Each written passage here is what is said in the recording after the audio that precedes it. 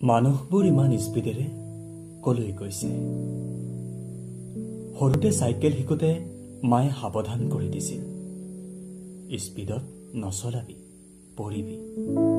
প্ৰথমবাৰ বাইকখন হাতত তুলি দিওঁতে দেউতাৰ সেই একেই কথা, স্পীডত নচলাবি, আৰম্ভ হৈছেহে জীৱনটো। এদিন তাইৰ সৈতে খোজকাঢ়োতে অভিমান কৰি ক'লে, ইমান স্পীডেৰে নাযাবাচোন, তোমাৰ সৈতে খোজকাঢ়িবই নোৱাৰো। হাতৰ মুঠিত ব্ৰহ্মাণ্ড বিচৰা দিনবোৰতো বাৰে বাৰে সকিয়নি পালো অজস্ৰজনাৰ। ইমান এটা স্পীড ভালৰ বাবে নহয়। প্ৰথমবাৰ ঘাইপথত স্পীড ব্ৰেকাৰ দেখাৰ দিনা ভাবিছিলো, মসৃণ পথটোত কোনে পেলাই থৈ গলহি ৰাজহাড় ভঙা অজগৰ। তাৰ পাছত এদিন দেখিলো, চৌপাশৰ মানুহবোৰ স্পীডত গৈ গৈ মোক দেখোন পাছ পেলালে।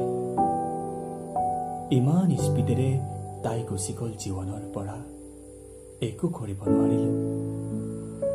ইমান স্পীডেৰে গুচি গল মোৰ স্থিতি, স্বাভিমান, আদৰ্শ, একো কৰিব নোৱাৰিলো। জীৱনৰ স্পীড ব্ৰেকাৰ আছিল পাকত, পাৰ হলো নে নহলো নাজানিলো, নেদেখিলো। চকুৰ সন্মুখতে দেখি আছো ইমান স্পীডেৰে দলৰ পিছত দল ভাগৰ দিছে মানুহে।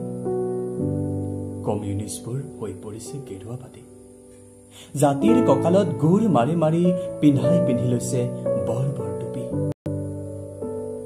স্পীডতকৈও স্পীড বঢ়াই কিছুৱে গঢ়িলে সোণৰ পাহাৰ, কিছুৱে আৰ্জিলে অট্টালিকা অলংকাৰ, কিছুৱে ভাঙিলে ঘৰৰ মুধচ, কিছুৱে খান্দিলে নিজৰ গোবৰ। এই যে স্পীডতকৈও স্পীড বঢ়াই বঢ়াই মানুহবোৰ দৌৰিছে, মনবোৰ দৌৰিছে, সপোনবোৰ দৌৰিছে। মানুহবোৰ ইমান স্পীডেৰে গৈছে কলৈ?